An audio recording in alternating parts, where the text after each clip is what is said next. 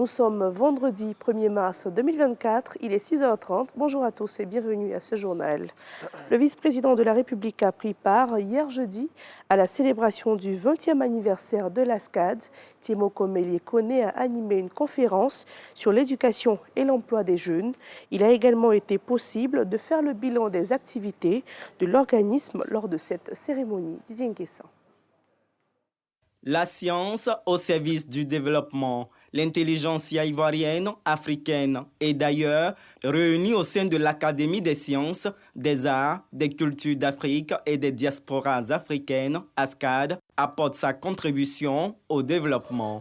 L'histoire dure depuis 20 ans et pour célébrer cette nouvelle bougie, un pâté de personnalités politiques avec à leur tête le vice-président de la République de Côte d'Ivoire. Professeur Owo Asepo Antoine, président de l'ASCAD, a dressé les résultats acquis en 2 décennies et les perspectives. En termes de bilan, certaines questions scientifiques de portée nationale ou internationale ont fait l'objet d'études et de débats. Je voudrais citer contribution des sciences exactes au développement de la Côte d'Ivoire, les défis du développement durable en zone tropicale sèche. Nous avons pris le cas de la région du Poro en Côte d'Ivoire. La pandémie de la zoonose appelée Covid-19 et les stratégies de résilience de nos populations. La sécurité alimentaire, attribution de bourse. Dans un exercice inédit pour être souligné, le vice-président Timoko Meïlé Kone a donné une conférence inaugurale sur la thématique de l'éducation, de la formation et de l'emploi en Côte d'Ivoire. Le secteur éducation-formation a ainsi connu une transformation remarquable durant cette période avec des réalisations importantes. Au total, 44 247 classes ont été construites dans les établissements préscolaires et primaires, soit plus de 3 fois le nombre de constructions réalisées au cours de la décennie précédente. Le nombre de collèges s'est accru avec la construction de 522 nouveaux établissements, portant le total à 797 collèges et lycées à fin 2023. 5 à 11 universités et grandes écoles, grâce notamment à la création de nouvelles universités thématiques pour mieux répondre aux exigences des secteurs productifs de l'économie ivoirienne et surtout améliorer l'employabilité des étudiants formés. Durant la période allant de 2020 à 2023, ce sont plus d'1 million de jeunes qui ont bénéficié d'opportunités de formation, de reconversion et de requalification, d'apprentissage, de stage, d'emploi formel et de financement de projets. Ainsi, sur la période, les programmes d'insertion professionnelle ont enregistré environ plus de 500 000 emplois formels créés en faveur des jeunes.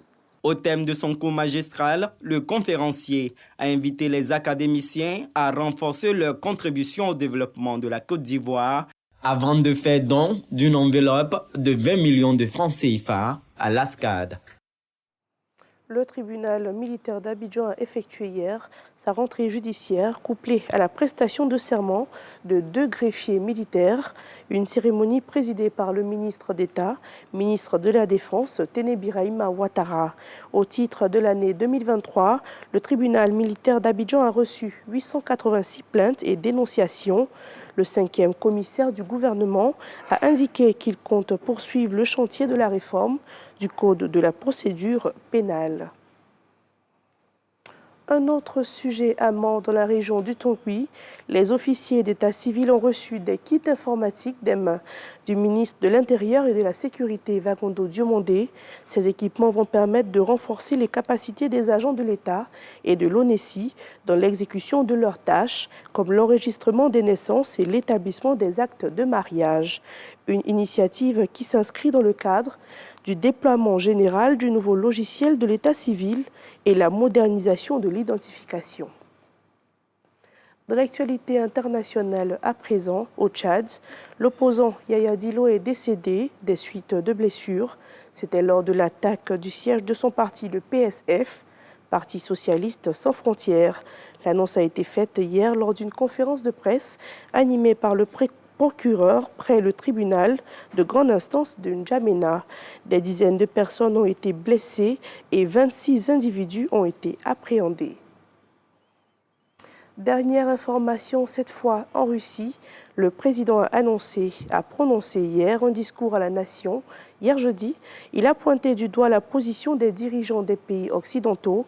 Vladimir Poutine les a mis en garde contre une menace réelle de guerre nucléaire, et cela en cas d'escalade du conflit en Ukraine. Fin de ce 6h30. Merci de nous avoir suivis. L'actualité revient à 7h.